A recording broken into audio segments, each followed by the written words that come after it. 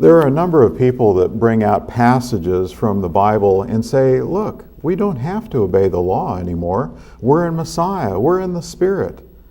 How should this be understood?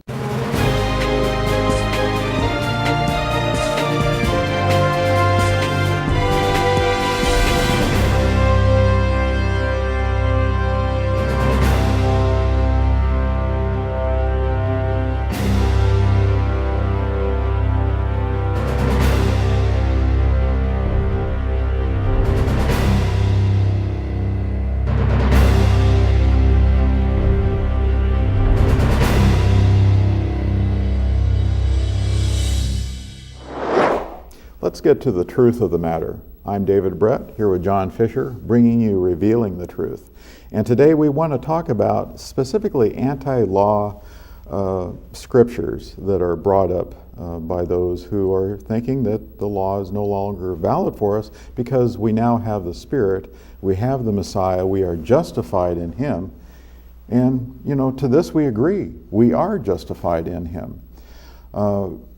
But what about these law scriptures that are to show that the law is no longer valid for us today?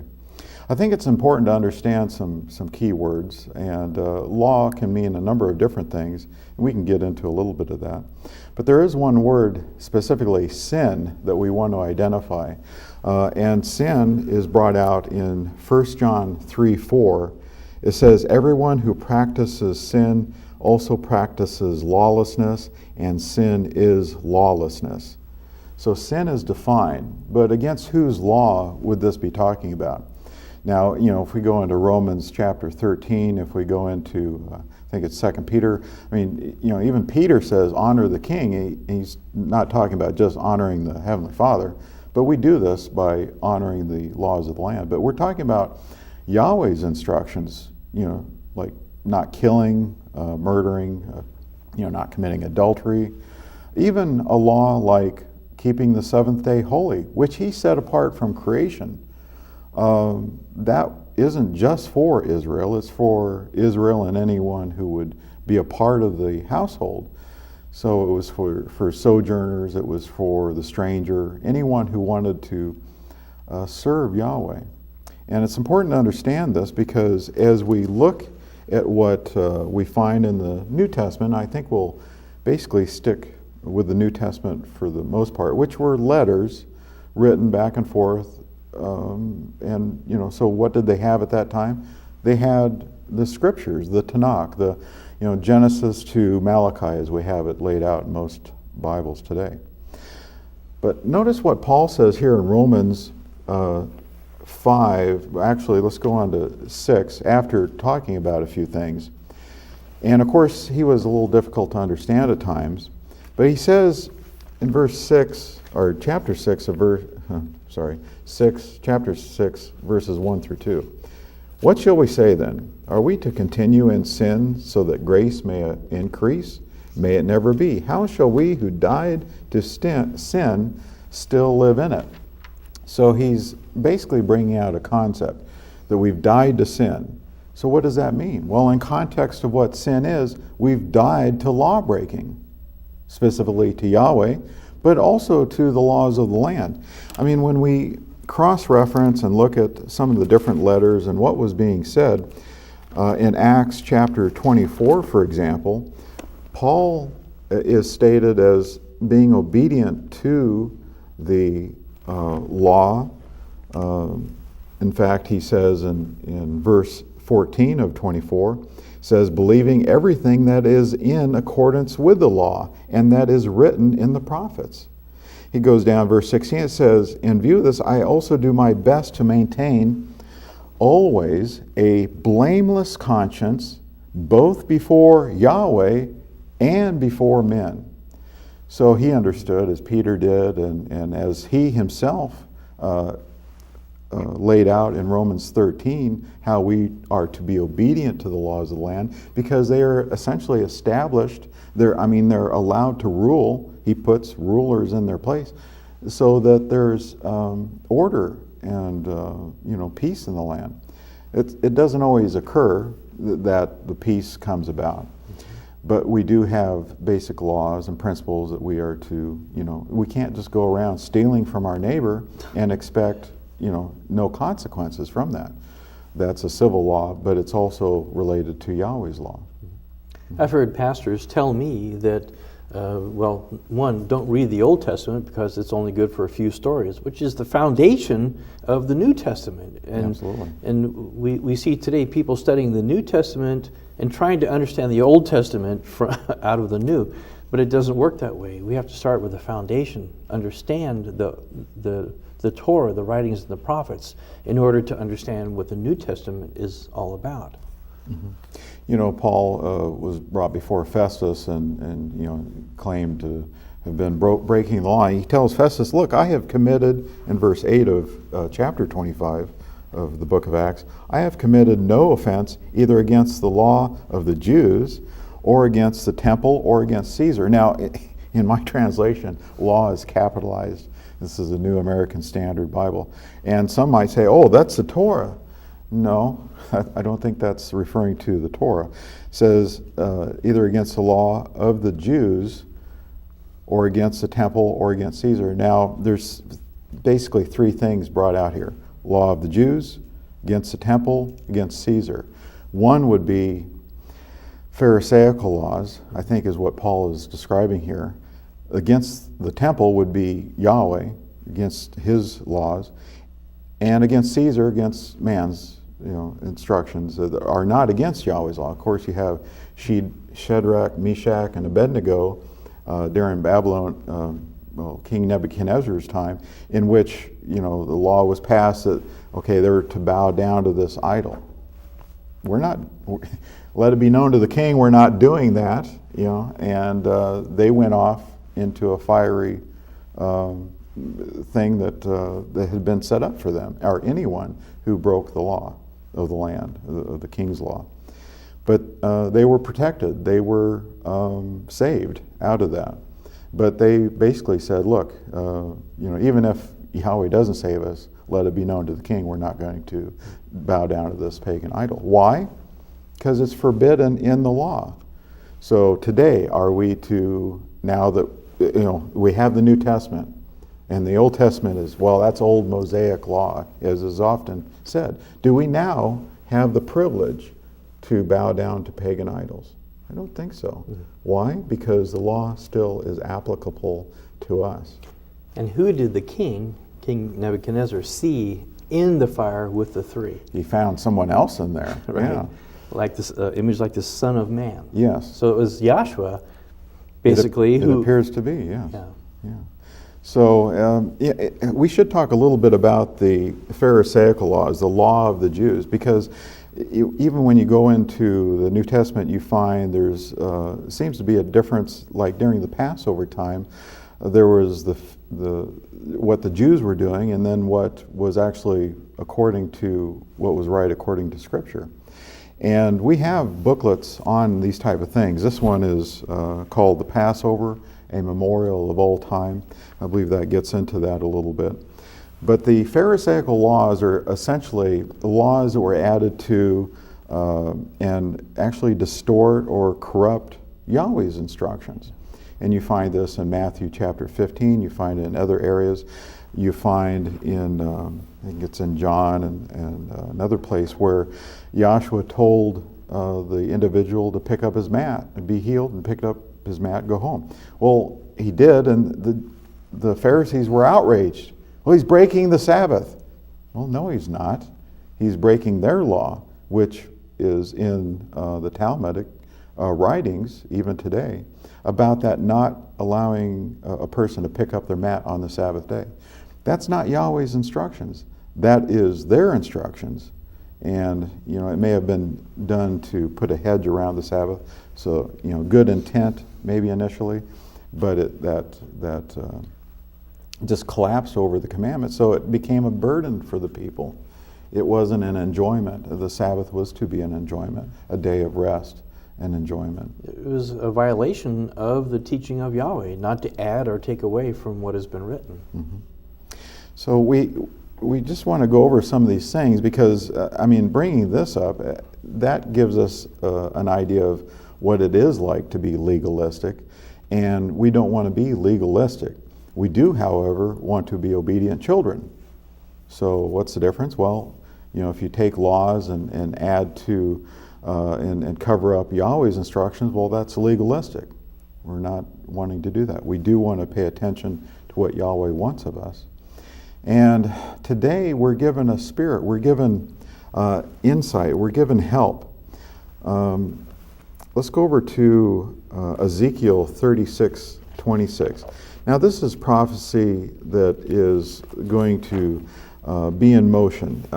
Things since Acts chapter 2 have come into play. The Spirit was given at a time in which the people were coming to Jerusalem to be what?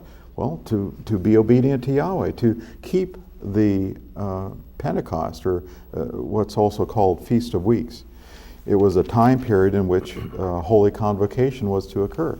Now, if these people hadn't come from these different, like 14 different nations, if they hadn't come to be obedient to Yahweh, would they have received the Spirit? No. And the Pharisees were told, look, you have to be obedient to even receive of the Spirit. This is mentioned in Acts 5 and verse 32. So we have to get context here and understand what's happening. But with the Spirit given now to stay on the earth with individuals, we find Yahweh's Word being worked out. Ezekiel 36:26 through 27. I will give you a new heart and put a new spirit within you, and will remove the heart of stone from your flesh. When we think of a stony heart, what do we think of? We think of rebellion, strong-headedness, stiff-necked. Wait a minute, I think that's what the Israelites were called. Right.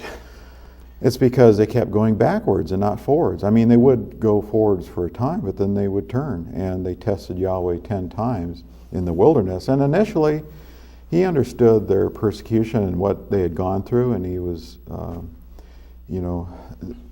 speaking soft to them. But then they started doing things like breaking the seventh-day Sabbath. Again, that was from creation. Wasn't something new added to the commandments, for example. But it is told in the commandments to remember and to honor and to keep that day. Yeah, when Yahweh is making a comparison between a heart of rock and a heart of flesh, the flesh is not about evil there. It's a heart of an inanimate object to an animate object, a dynamics, a moving, someone who is working, who is actively pursuing Yahweh. That's the heart of flesh.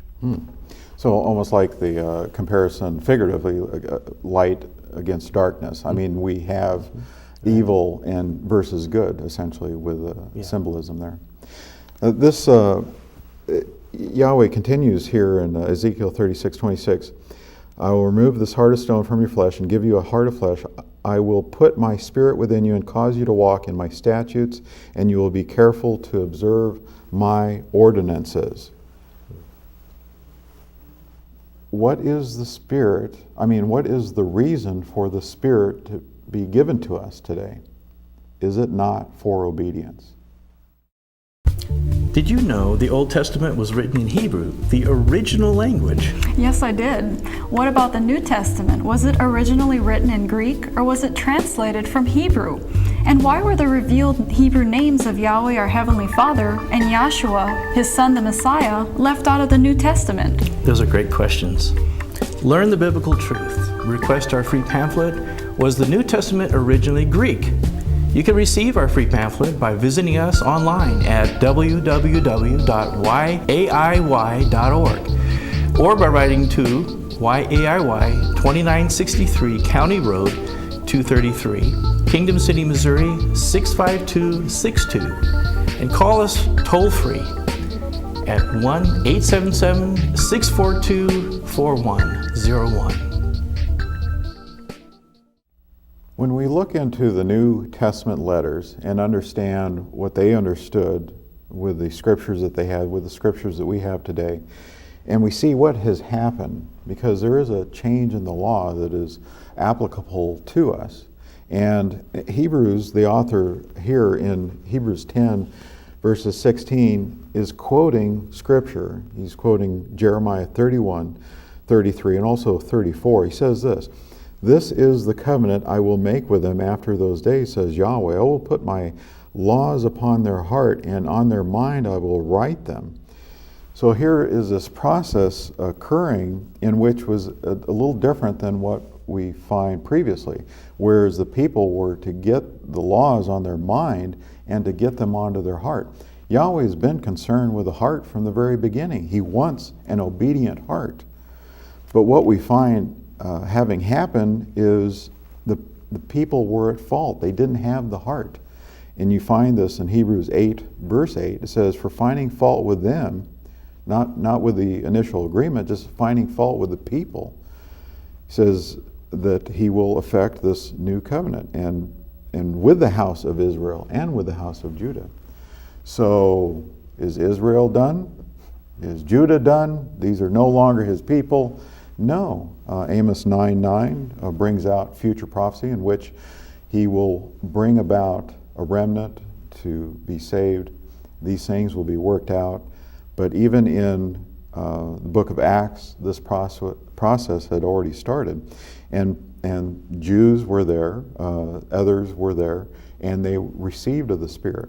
And there's a process today through immersion that we find, a protocol in which we receive the laying on of hands from the eldership, who are doing what? That are keeping the commandments and keeping in step with the faith of the Messiah. And this, his blood sacrifice, we should talk about the sacrifices. The sacrifices that were done were through the Levitical priesthood that were established in the first covenant. But the process of the law that was added, essentially, it goes all the way back to Adam and Eve. We have Adam and Eve who did what? They sinned. They broke Yahweh's instructions. And animals had to die. And they received a covering from those animals. Now, when we think about the Messiah, what does he do for us? He is a covering for us. His blood was shed for us. He is a sacrificial lamb for us, as the Apostle Paul stated. He is our Passover lamb.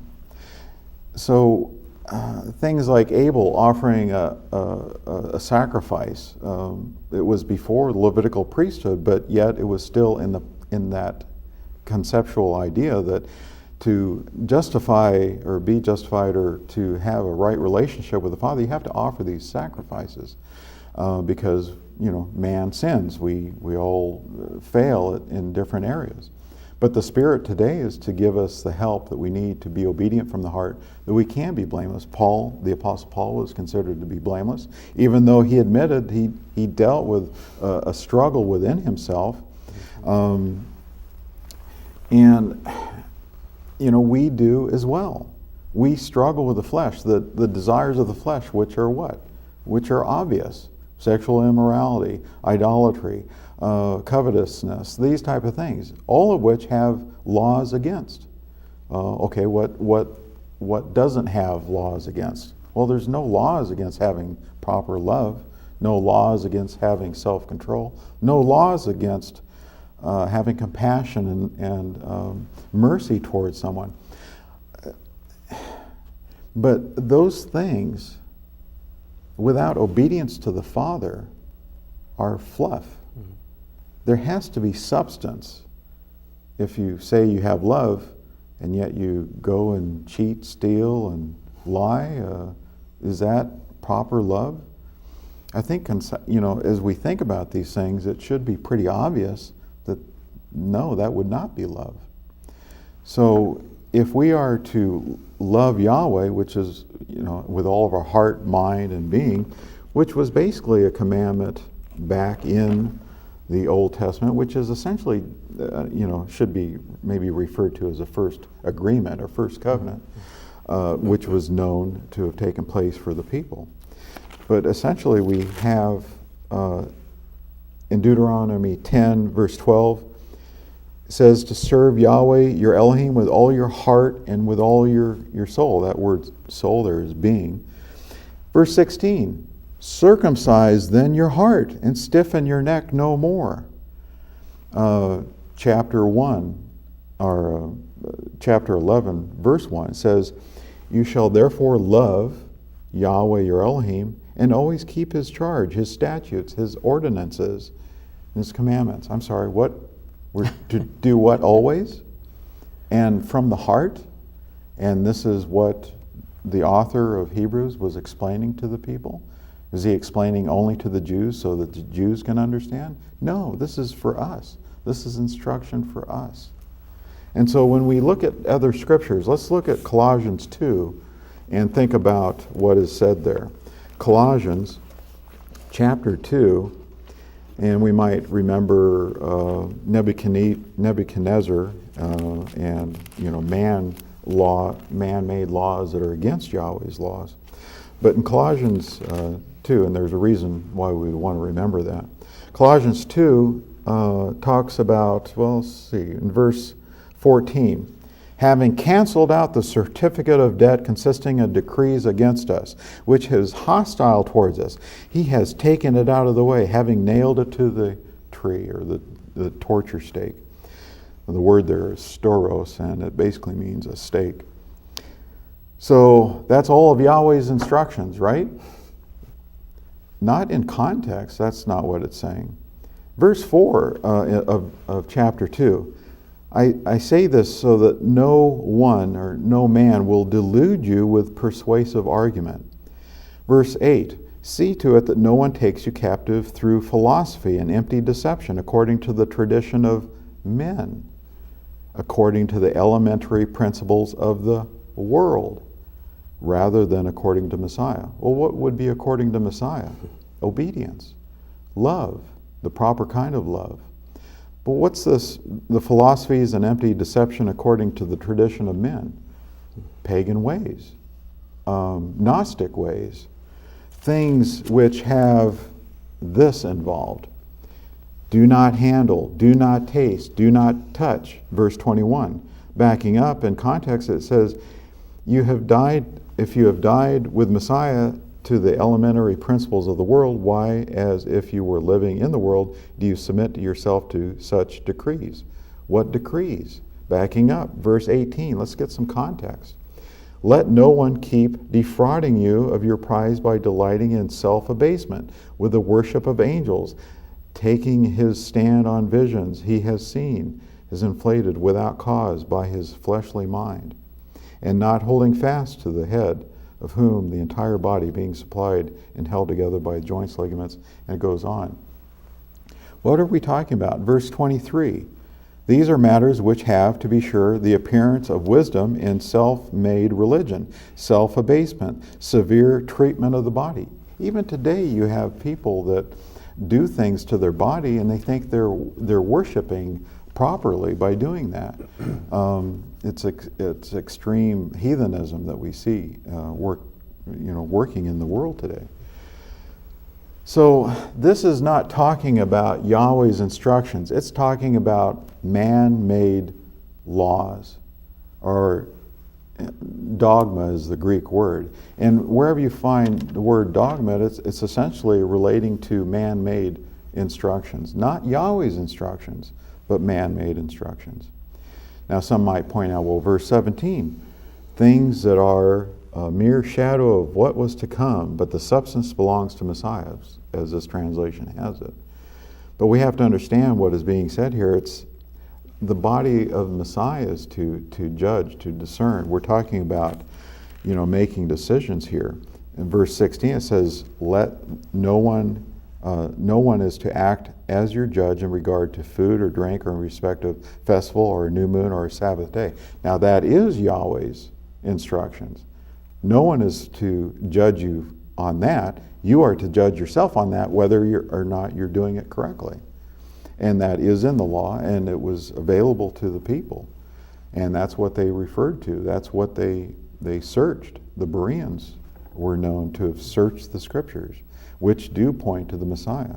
And the Messiah is the embodiment of the law, of the commandments of Yahweh, of the love, of the maturity of how we are to live today. Colossians 2 in the law is a mini study that we have, and it goes over Colossians 2:14, and it asks the question, does it negate Yahweh's law? Just looking at it, it's talking about, in overall generality, just man's instructions, dogma. Another one, days, months, times, and years. Now this one's a little different in Colossians 4, verses 10 through 11. Let's go there. This is an interesting book or a letter, because Paul is addressing Judaizers that are coming and saying, basically Pharisaical Jews, who are coming and say, you have to do everything within the confounds of the law of Yahweh. Well, there is something that has changed, and that is the sacrificial offerings, anything to do with blood there. But if you were to be circumcised for that first agreement, then you would have to do these other things as well, such as purification rites. Now, the Jews had something to benefit, the Pharisaical Jews. We're not here to denigrate Jews. We love the Jews. We love the people. We love Christians. We love the people. What we don't like is the sins, the contrary ways that are not for Yahweh, but are for men. And this is one of the things that I think we can understand about why these Pharisaical Jews would be concerned about not doing sacrifices, because they made money. They made a lot of money at the temple when people came and would purchase doves and animals that they had there to sell. And so they made a lot of money. Yahshua did go in there and basically threw them out, because the house was to be a house of prayer, not a house of thieves, which it had become. But we're not going to have enough time, I think, to go. We just got a cue that we're running out of time. But this is a mini study that's available, days, months, times, years, a look at Galatians 4, 10 through 11. Now, the overall letter of Galatians was addressing the circumcision, addressing the law that was added, which would be the Levitical priesthood, sacrifices, purification rites, things that the Pharisees would have been concerned about, because they made money by allowing these things to take place at the temple there. But it became a debacle, and it wasn't right. So we need to understand we are justified in the Messiah. We're given a spirit today that we may live in the truth of Yahweh's word. And this is the truth of the matter, that we are to serve Yahweh with all of our heart, mind, and strength through the Messiah in the spirit of Yahweh.